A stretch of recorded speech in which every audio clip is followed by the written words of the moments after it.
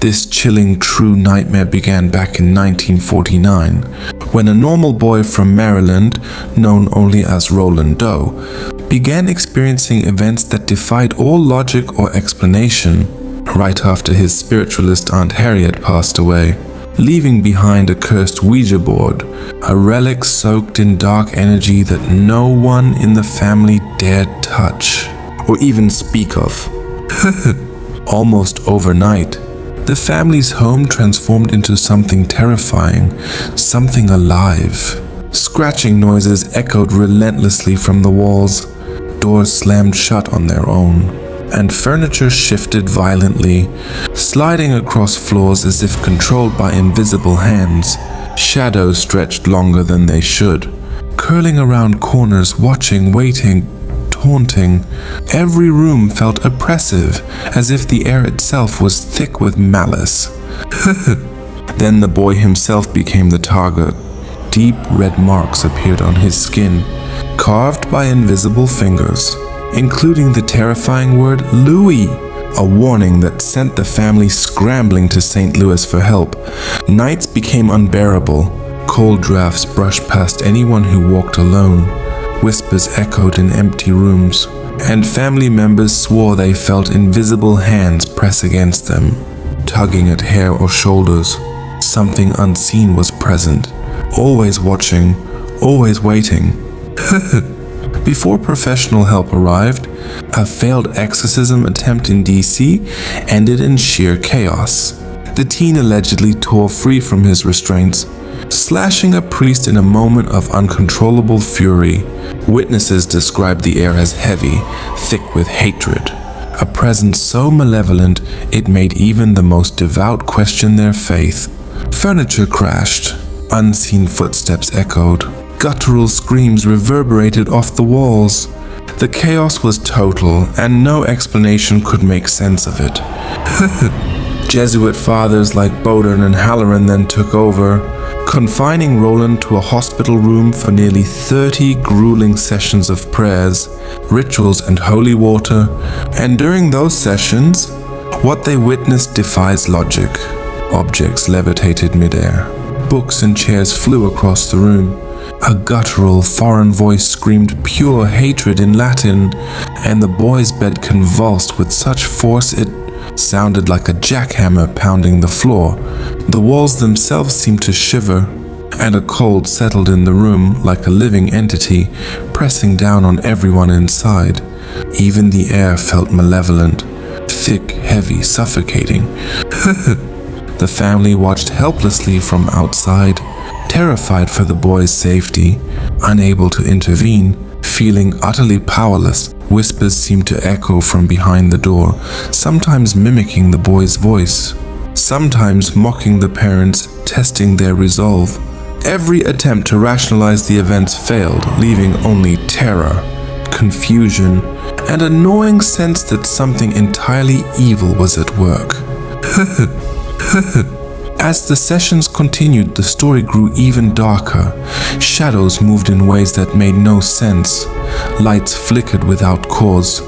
Sometimes a faint silhouette would appear at the edge of a doorway, vanishing when looked at directly.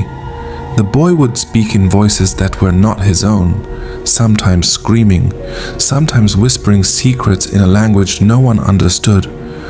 Words that seemed designed to frighten anyone who heard them. The ordeal reached its horrifying peak near Easter. After one final, desperate round of prayers and holy water, the room fell completely silent. A terrifying, pregnant silence, so heavy that even the bravest felt their hearts stop. And then, a final bone-chilling whisper escaped Roland's lips. "He's not gone. Not completely." The words clung to the air, curling around everyone's mind, refusing to dissipate. Even though Roland Doe later lived a seemingly normal life as a NASA engineer, that final whispered warning lingers in the imagination. Did the darkness truly leave him, or did it simply move elsewhere, waiting, hidden in corners of homes, in objects that appear harmless, in shadows that stretch just a little too long, waiting for the next person, the next family, the next unsuspecting soul to stumble into its grasp. Psychologists, clergy, and researchers have debated the case for decades. Was it psychological, a spiritual attack, or something far darker that humanity cannot comprehend? Notes from the priest describe events that defy all logic: beds shaking violently without cause, objects levitating, voices speaking languages unknown to witnesses, and actions performed by the boy beyond his conscious control. The Lewis mark remains unexplained. Some say it points to a previous spiritual influence, but no one truly knows. The story forces us to confront a chilling thought. What happens when evil is confronted but not fully destroyed? Can it move undetected, biding its time, waiting for the next unsuspecting soul? Or does it leave fragments of itself behind, lingering in objects, rooms, even memories, waiting silently for the moment it can strike again? Even today, tales of haunted objects, cursed boards, and unexplainable events echo Roland Doe's story. People report scratches appearing overnight, objects moving on their own, shadows that feel alive, watching, almost sentient. Is it coincidence?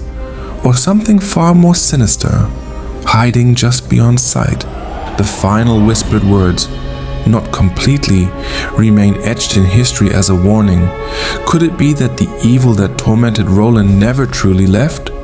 Or perhaps it changed form, moved elsewhere, lurking in silence, waiting, hidden in the corners of ordinary life, unnoticed by the unsuspecting eye. The case reminds us that sometimes evil is not gone simply because it is invisible. It may leave pieces behind, subtle, quiet, nearly imperceptible, but always waiting, always watching. And sometimes the most terrifying question is not whether it is gone, but whether it ever truly will be gone. So tell me, do you believe Roland Hunkeler was ever truly free? Or is that final whispered threat proof that evil always leaves a part of itself behind? And if that is true, should we all reconsider the objects, the corners, the things in our homes that we assume are harmless, because we may never truly know what is waiting, watching, just out of sight? And here's the thing, if you have a true horror story of your own, something strange, creepy, or unexplainable, drop it in the comments below. I'll read through them, and if it's truly chilling, I might feature your story for free in the next video. Don't be shy. Even the smallest, creepiest incident can be terrifying. So go ahead. Comment your story now, and who knows? Your nightmare could be shared with the world.